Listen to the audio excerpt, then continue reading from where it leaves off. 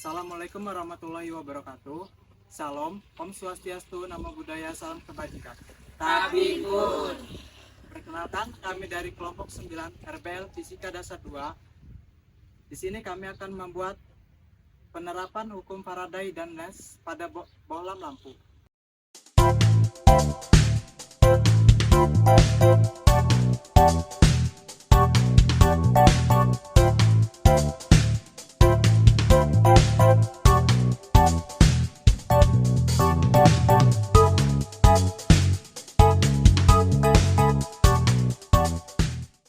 Hukum Faraday. Hukum Faraday adalah hukum yang menjelaskan tentang hubungan antara jumlah listrik yang digunakan dengan massa zat yang dihasilkan, baik di katode maupun di anode, pada proses elektrolisis. Hukum Faraday dibagi menjadi dua, yaitu hukum Faraday 1 dan hukum Faraday 2. Bunyi hukum Faraday 1. Massa zat yang dilepaskan selama elektrolisis berbanding lurus dengan jumlah listrik yang digunakan. Bunyi hukum Faraday 2. Massa zat yang dilepaskan pada elektrolisis berbanding lurus dengan massa ekuivalen zat itu.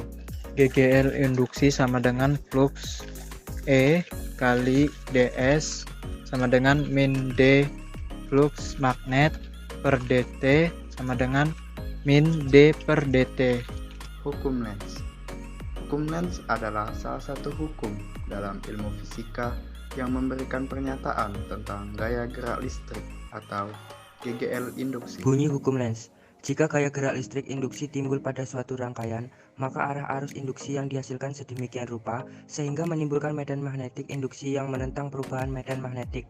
Dalam kurung, arus induksi berusaha mempertahankan flux magnetik totalnya konstan. GGL induksi sama dengan min N delta flux per delta T. Hubungan hukum Faraday dan hukum Lenz.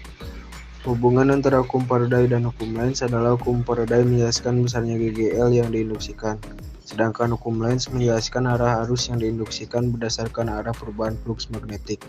Maka hukum Lenz merupakan penjabaran lebih lanjut dari hukum Faraday. Apa itu generator?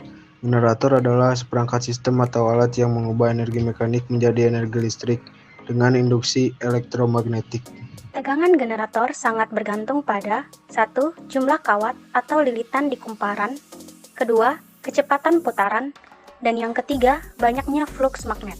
Bahan-bahan yang digunakan ialah pertama, kumparan kawat sepanjang 30 meter, kemudian lampu, selanjutnya magnet ukuran sedang dan kecil, kemudian botol, kawat besi, dan lem. Sedangkan alat yang digunakan ialah pertama gunting dan yang kedua korek. Pertama-tama, lubangi botol, lalu masukkan kawat besi ke botol tersebut.